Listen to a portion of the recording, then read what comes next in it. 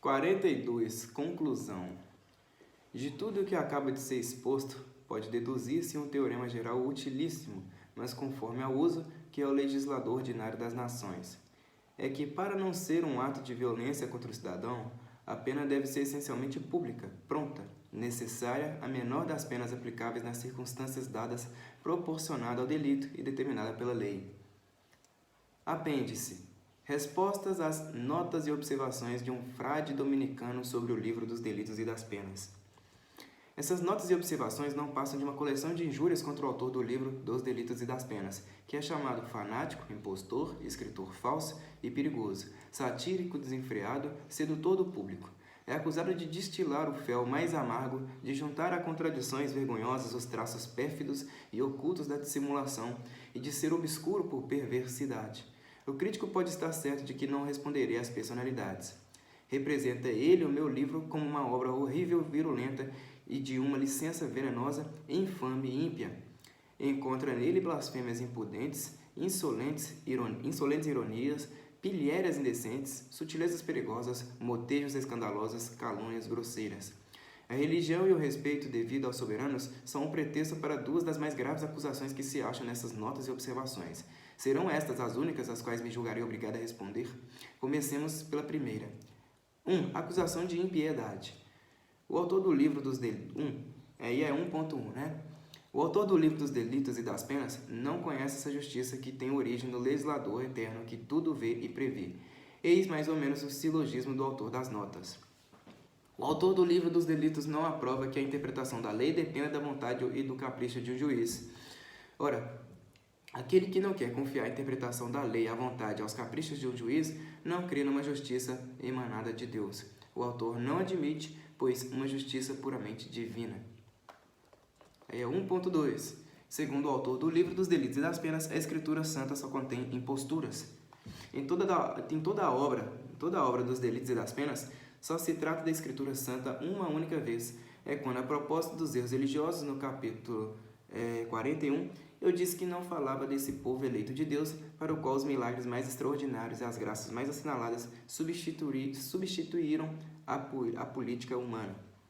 1.3. Toda a gente sensata encontrou no autor do livro dos delitos e das penas um inimigo do cristianismo, um mau homem e um mau filósofo. Pouco me importa parecer ao meu crítico bom ou mau filósofo. Os que me conhecem asseguram que não sou mau homem. Serei então inimigo do cristianismo quando insisto para que a tranquilidade dos tempos seja assegurada sob a proteção do governo, e quando digo, ao falar da sorte das grandes verdades, que a revelação é a única que se conservou em sua pureza em meio às nuvens tenebrosas com que o erro envolveu o universo durante tantos séculos? 1.4. O autor do livro dos delitos e das penas fala da religião como se tratasse de uma simples máxima política.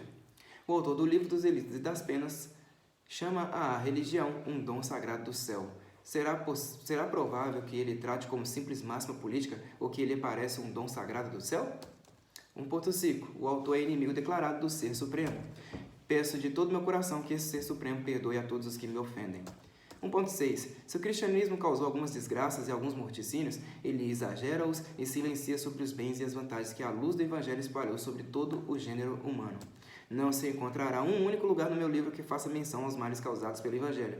Não citei mesmo um só fato que com isso se relacione. 1.7. O autor profere uma blasfêmia contra os ministros da religião ao dizer que as suas mãos sujaram-se de sangue humano.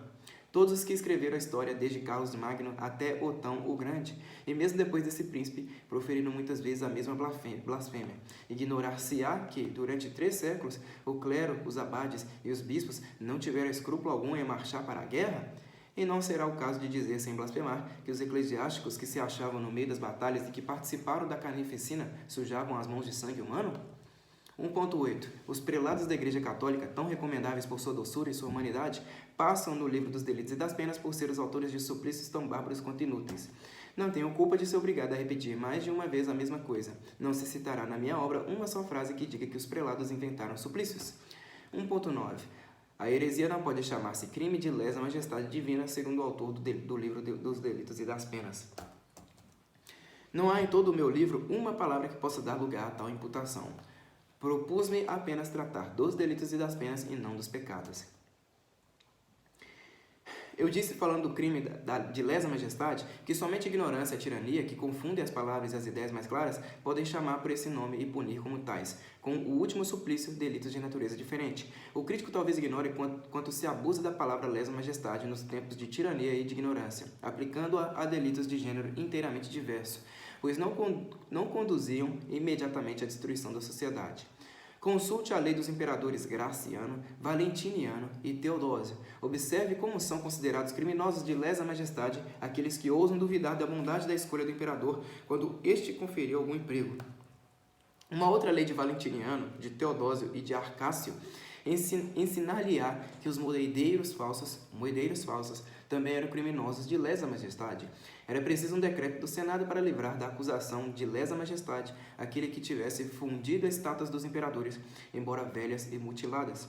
Somente depois de um edito dos imperadores Severo e Antonino é que se deixou de intentar a ação de lesa majestade contra os que vendiam as estátuas dos imperadores. Esses príncipes baixaram um decreto que proibia a perseguição por esse crime daqueles que, acaso tivessem lançado uma pedra contra a estátua de um imperador dominiciano, condenou à morte uma dama romana, por se ter despido diante de sua estátua. Tibério mandou matar, como criminoso de lesa majestade, um cidadão que vendera uma casa em que se achava a estátua do imperador. Em séculos menos distantes do nosso, verá Henrique VIII abusar de tal modo das leis que fez perecer por um suplício infame o duque de Norfolk, sob o pretexto de crime de lesa majestade, porque ele juntara as armas da Inglaterra às de sua família. Esse monarca chegou a declarar culpado do mesmo crime quem quer que ousasse prever a morte do príncipe. Daí resultou que, na sua última moléstia, os seus médicos recusaram adverti-lo do perigo em que se achava. 1.10. Segundo o autor do Livro dos Delitos e das Penas, os hereges anatematizados pela igreja e proscritos pelos príncipes são vítimas de uma palavra. Todas essas interpretações são forçadas. Limitei-me a falar do crime de lesa majestade humana, e a palavra lesa majestade serviu muitas vezes de pretexto à tirania, sobretudo ao tempo dos imperadores romanos. Toda ação que tivesse a desgraça de desagradar-lhes tornava-se logo um crime de lesa majestade. Suetônio diz que o crime de lesa majestade era o delito dos que não tinham cometido delito algum. Se eu disse que a ignorância e a tirania deram esse nome a delitos de natureza diferente e tornaram os homens vítimas de uma palavra, não fiz senão falar segundo a história. 1.11. Não será uma horrível blasfêmia sustentar com o autor do Livro dos Delitos e das Penas que a eloquência, a declamação e as mais sublimes verdades são um freio demasiado fraco para reter por muito tempo as paixões humanas? Não penso que a acusação de blasfêmias recaia sobre o que eu disse da eloquência e da declamação. O acusador quis, de certo, referir-se à insuficiência que eu atribuo às mais sublimes verdades. Pergunto-lhe se julga que na Itália se conhecem essas sublimes verdades, isto é, as da fé. Sem dúvida responder-me-á que sim. Mas serviram tais verdades de freio às paixões humanas na Itália? Todos os oradores sacros, todos os juízes, todos os homens, numa palavra, assegurar-me-ão o contrário.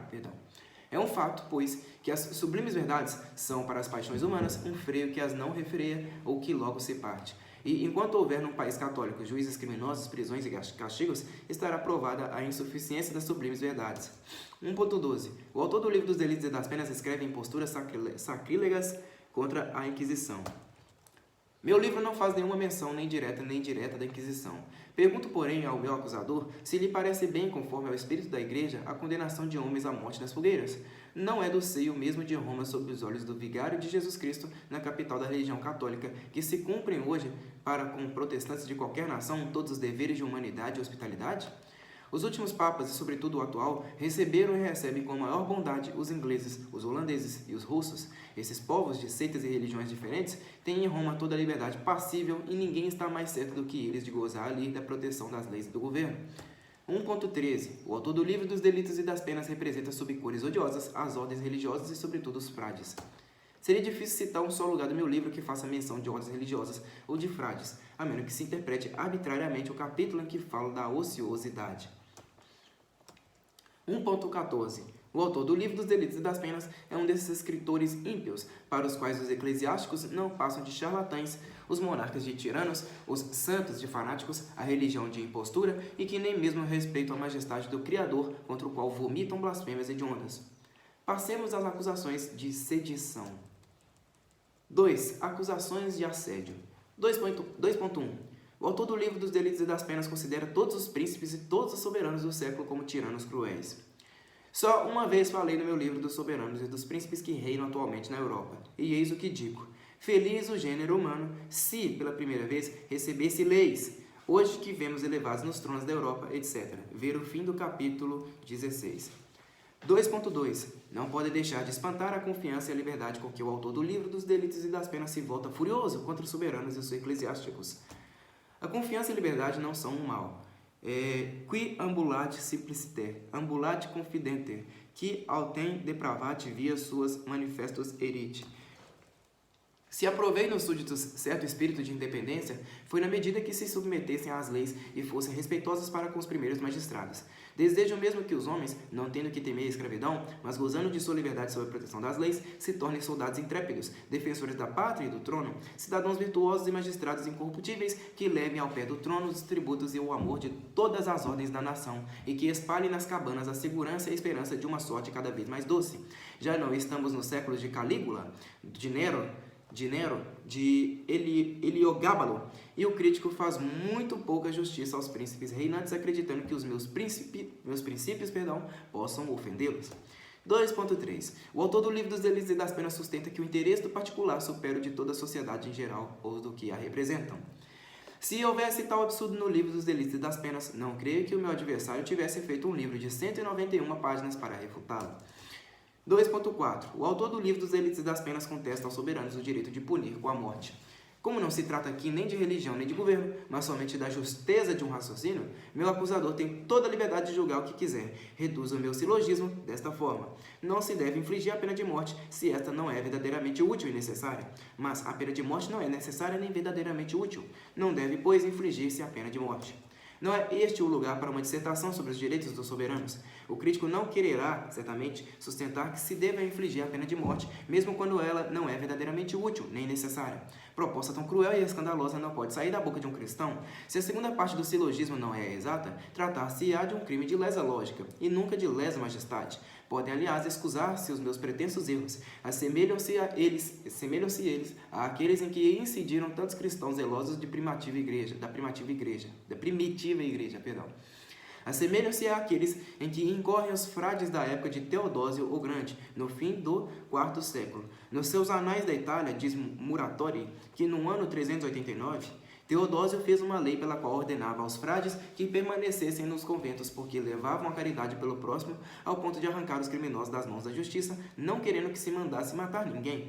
Minha caridade não vai tão longe, e convirei de bom grado que a daquele tempo se conduzia por falsos princípios. Uma ação violenta contra a autoridade pública é sempre criminosa. Restam-me ainda duas palavras que dizer. Haverá no mundo uma lei que proíba dizer-se ou escrever-se que um Estado pode existir e conservar a paz interna sem empregar a pena de morte contra qualquer culpado? Conta Deodoro, Livre 1, capítulo 45, que Sabacão, rei do Egito, fez-se admirar como modelo de demência porque comutou as penas capitais nas da escravidão, e porque deu um emprego feliz à sua autoridade condenando os culpados aos trabalhos públicos. Estrabão, Livre 11, informa-nos que havia perto do Cáucaso algumas nações que não conheciam a pena de morte, mesmo quando o delito merecia os maiores suplícios, nemine mortem irrogare, quam vis pessima merito. Essa verdade é consignada na história romana, na época da lei Pórcia, que proíbe que se tire a vida de um cidadão romano se a sentença de morte não for revestida do consenso geral de todo o povo. Tito Livio fala dessa lei, Livre 10, capítulo 9, finalmente o exemplo recente de um reinado de 20 anos no mais vasto império do mundo, a Rússia atesta ainda essa verdade. A imperatriz Isabel, morta há alguns anos, jurou ao subir ao trono dos czares que não faria morrer nenhum culpado sob o seu reinado. Essa augusta princesa nunca deixou de cumprir o feliz compromisso que assumira, sem interromper o curso da justiça criminal e sem prejudicar a tranquilidade pública. Se esses fatos são incontestáveis, será então verdade dizer que um Estado pode subsistir e ser feliz sem punir de morte nenhum criminoso. Extrato da correspondência de Beccaria e de Morellet sobre o livro dos delitos e das penas. De Morellet a Beccaria. Paris, fevereiro de 1766. Senhor, sem ter a honra de conhecer-vos, julgo-me no direito de endereçar-vos um exemplar da tradução que fiz de vossa obra, Dei Delite e Delle Pene. Os homens de letras são cosmopolitas e de todas as nações. Estão ligados por laços mais estreitos do que os unem os cidadãos de um mesmo país, os habitantes de uma mesma cidade e os membros de uma mesma família. Julgo, pois, poder entrar convosco num comércio de ideias e de sentimentos que me será bastante agradável, se não vos recusardes ao entusiasmo de um homem que vos estima sem conhecer-vos pessoalmente, mas que adquiriu esses sentimentos por vós na leitura do vosso excelente trabalho. Foi o senhor de Malexebes, com quem tenho a honra de conviver, que me empenhou em fazer passar vosso livro para a nossa língua. Eu não tinha necessidade, para tanto, de esforçar-me muito. Era-me uma ocupação agradável tornar-me para minha nação e para o país em que nossa língua está difundida o intérprete e o órgão das ideias fortes e grandes e dos sentimentos de benevolência de que vossa obra está cheia. Parecia-me que me associaria ao bem que fazieis aos homens e que poderia igualmente pretender certo reconhecimento da parte dos corações sensíveis aos quais são caros os interesses da humanidade. Faz hoje 8 dias que minha tradução apareceu.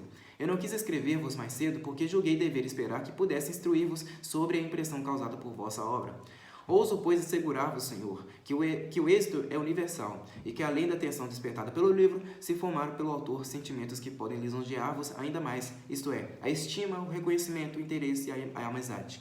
Estou particularmente encarregado de apresentar-vos os agradecimentos e os cumprimentos do Senhor Diderot, do Senhor Helvétius, do Senhor de Buffon, e já conversamos muito com o Senhor Diderot sobre a vossa obra, que é bem capaz de pôr fogo a uma cabeça tão quente como é a dele. Terei algumas observações que vos comunicar, que são o resultado das nossas conversas. O Senhor de Buffon serviu-se das expressões mais fortes para testemunhar meu prazer que vosso livro lhe causou, e pede-vos aceiteis os seus cumprimentos. Levei também o vosso livro ao Sr. Rousseau, que está em Paris de viagem para a Inglaterra, aonde vai estabelecer-se, e que parte por estes dias. Ainda não posso dizer-vos sua impressão, porque não tornei a vê-lo. Talvez possa conhecê-la hoje por intermédio do Sr. Hume, H-U-M-E, com quem irei jantar. Estou, porém, certo da impressão que ele terá. O Sr. Hume, que vive há tempos conosco, encarregou-me igualmente de dizer-vos 1000 coisas de sua parte. A essas pessoas que conheceis por sua reputação, acrescenta um homem infinitamente estimável que as reúne em sua casa, o Sr. Barão de Holbach, autor de excelentes trabalhos impressos de química e de história natural, e de muitos outros que não foram publicados. Acho que é Holbach. H-O-L-B-A-C-H. Não posso exprimir-vos a impressão que vosso livro lhe causou, nem quanto ele ama e estima a obra e o autor. Como passamos a vida em casa dele, seria preciso que o conhecesseis primeiro, porque se pudermos ter a honra de atrair-vos a Paris, esta casa será a vossa. Envio-vos, pois, igualmente os seus agradecimentos e as suas saudações. Não vos falo do Senhor de Alembert, que vos escreveu e me disse que queria juntar ainda uma palavra à minha carta. Deveis conhecer sua opinião sobre vossa obra. Quanto à tradução, compete-lhe dizer-vos se ficou satisfeito. Não vos ocultarei a mais forte razão que me determinou a tratar de vos dar alguma boa opinião de mim. A esperança de que me perdoareis mais facilmente a liberdade que tomei de fazer algumas modificações na disposição de algumas partes do vosso trabalho. Apresentei no prefácio as razões gerais que me justificam.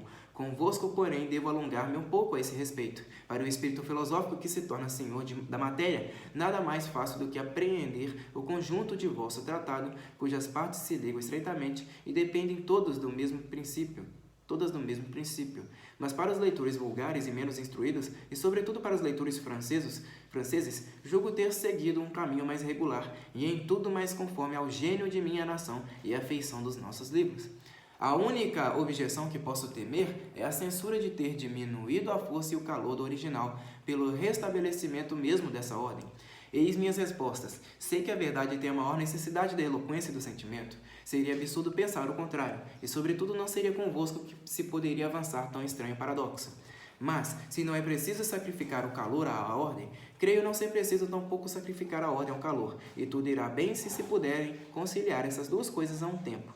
Resta, pois, examinar se me saí bem nessa conciliação.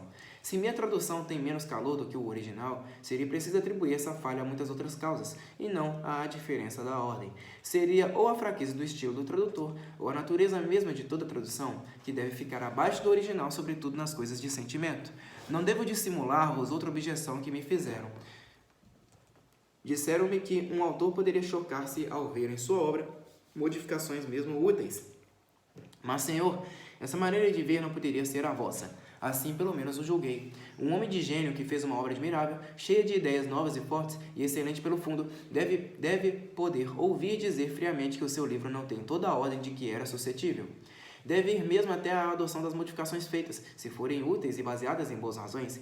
Eis, Senhor, a coragem que espero de vós. Rejeitai dentre as modificações feitas por mim aquelas que vos parecem mal entendidas, conservai as que estiverem bem. E acreditai que só tereis feito aumentar vossa reputação. Sois digno de que eu use, para convosco dessa confiança e me lisonjeio de que o aproveis. Terminarei minha justificativa citando-vos grandes autoridades que aplaudiram a liberdade por mim tomada. O Sr. D'Alembert permite-me que vos diga ser essa a sua opinião. O Sr. Hume, que leu com muito cuidado o original e a tradução, é do mesmo parecer. Eu poderia citar-vos ainda numerosas pessoas instruídas que assim também o julgaram. A avidez com a qual o público recebeu aqui vossa obra faz-me acreditar que a nossa primeira edição breve estará esgotada e que antes de um mês será preciso fazer outra. Se na disposição que apresentei separei ideias que devem estar ligadas ou fiz aproximações que vos pareçam prejudicar o sentido, peço-vos que a respeito me participeis vossas observações e numa nova edição não deixarei de conformar-me com vossas opiniões. Termino, Senhor, esta longa carta rogando-vos que me considereis como um dos vossos maiores admiradores e como um dos homens que mais vivamente desejam participar de vossa estima e de vossa amizade. Muito me afligiria a ideia de não vô-lo poder dizer um dia a vós mesmos. Estou ansioso por ter vossas notícias, conhecer vossa juízo sobre a minha tradução, saber se continuais a marchar na bela estrada que vos abristes e a ocupar-vos com o bem da humanidade. É com tais sentimentos de respeito, de estima e de amizade que tenho a honra de ser, etc. Morellet. Aí a resposta, né? De Beccaria a Morellet. Milão, maio de 1766.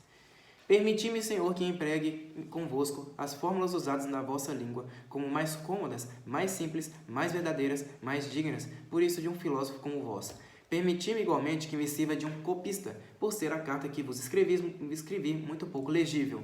A mais profunda estima, o maior reconhecimento, a mais terna amizade, são os sentimentos que fez nascer em mim a carta encantadora que vos dignastes escrever-me. Eu não saberia exprimir-vos quanto me honra ver minha obra traduzida na língua de uma nação que esclarece e instrui a Europa. Tudo devo, eu mesmo, aos livros franceses. Foram eles que desenvolveram em minha alma os sentimentos de humanidade sufocados por 8 anos de educação fanática. Eu já respeitava vosso nome pelos excelentes artigos que inseristes na obra imortal da enciclopédia. E foi para mim a mais agradável surpresa saber que um homem de letras da vossa reputação dignava-se de traduzir o meu tratado dos delitos. Agradeço-vos de todo o meu coração o presente que me fizeste de vossa tradução, assim como vossa intenção de satisfazer o interesse que eu tinha em lê-la. Li-a com um prazer que não posso exprimir-vos, e achei que embelezastes o original. Protesto-vos com a maior sinceridade que a ordem que seguistes parece-me, a mim mesmo, mais natural e preferível à minha, e que lamento que a nova edição italiana esteja quase terminada, porque do contrário eu me poria inteira ou quase inteiramente de acordo com o vosso plano. Minha obra nada perdeu de sua força em vossa tradução, exceto nos lugares em que o caráter essencial a uma e a outra língua estabeleceu certa diferença entre vossa expressão e a minha.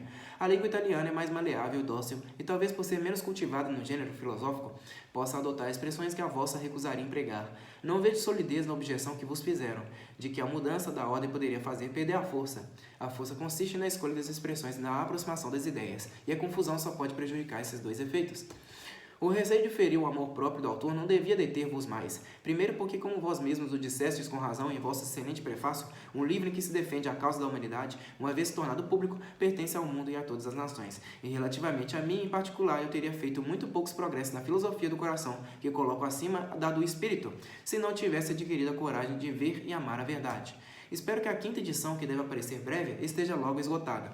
E asseguro-vos que na 6ª observarei inteiramente, ou quase inteiramente, a ordem de vossa tradução, que dá maior relevo às verdades que tratei de coligir. Digo quase inteiramente, porque, segundo uma leitura única e rápida que fiz até este momento, não posso decidir-me com inteiro conhecimento de causa sobre as particularidades, como já o fiz sobre o conjunto. A impaciência que meus amigos têm de ler vossa tradução forçou-me, Senhor, a deixá-la sair de minhas mãos logo depois de a ter tido, e sou obrigado a dar em outra carta explicação de certas passagens que julgastes obscuras. Devo dizer-vos, porém, que tive ao escrever os exemplos de Machiavelli, de Galileu e de Giannone ante os meus olhos. Ouvi o ruído das cadeias firmar a superstição e os gritos de fanatismo abafar os gemidos da verdade. A visão desse espetáculo medonho determinou-me algumas vezes a envolver a luz de nuvens. Quis defender a humanidade sem ser Marte. Essa ideia de que eu devia ser obscuro tornou-me às vezes tal, sem necessidade. Acrescentai a isso a inexperiência e a falta de hábito de escrever, perdoáveis no autor que tem apenas 27 anos e que há somente 5 anos entrou na carreira das letras. Ser-me-ia possível pintar-vos, Senhor, a satisfação com a qual vejo o interesse que tomais por mim, e quanto me comove as demonstrações de estima que me dais e que não posso aceitar sem ser vão, nem rejeitar sem fazer-vos injúria. Recebi com o mesmo reconhecimento e a mesma confusão as coisas lisonjeiras que me dissestes da parte desses homens célebres que honram a humanidade, a Europa e a sua nação. D'Alembert, Diderot, Helvétius, Buffon, Hume, nomes ilustres que não se pode ouvir pronunciar sem ficar comovido, assim como vossas obras imortais são minha leitura contínua, o objeto de minhas ocupações durante o dia e de minhas meditações no silêncio da noite. Cheios das verdades que ensinais, como poderia eu insensar o erro e aviltar-me ao ponto de mentir à posteridade? Minha única ocupação é cultivar em paz a filosofia e contentar assim 3 sentimentos muito vivos em mim: o amor à reputação literária, o amor à liberdade e a compaixão pelas desgraças dos homens, escravos de tantos erros. Data de 5 anos a época da minha conversão à filosofia e devo à leitura das cartas persas. A segunda obra que completou a revolução do meu espírito foi a do Sr. Helvétius. Foi ele quem me lançou com força no caminho da verdade e quem primeiro despertou minha atenção para a cegueira e as desgraças da humanidade. Devo à leitura do espírito uma grande parte de minhas ideias. O Sr. Conde Firmiani regressou a Milão há vários dias, mas está muito ocupado, e ainda não pude vê-lo. Ele protegeu meu livro e é a ele que devo minha tranquilidade. Remeter-vos-ei breve algumas explicações das passagens que achastes obscuras e que não pretendo justificar, porque não escrevi para não ser entendido. Rogo-vos encarecidamente me envieis vossas observações e as dos vossos amigos, para que eu as aproveite numa sexta edição. Comunicai-me, sobretudo, o resultado de vossas palestras sobre meu livro com o Sr. Diderot. Desejo vivamente saber que impressão teve de mim essa alma sublime. Tenho a honra de ser, etc., becária. E aí vem as notas. São mais de 50. São quase 60 notas, são 58 notas. É isso daí. Muito obrigado a todos vocês que me acompanharam até aqui e até a próxima. Falou!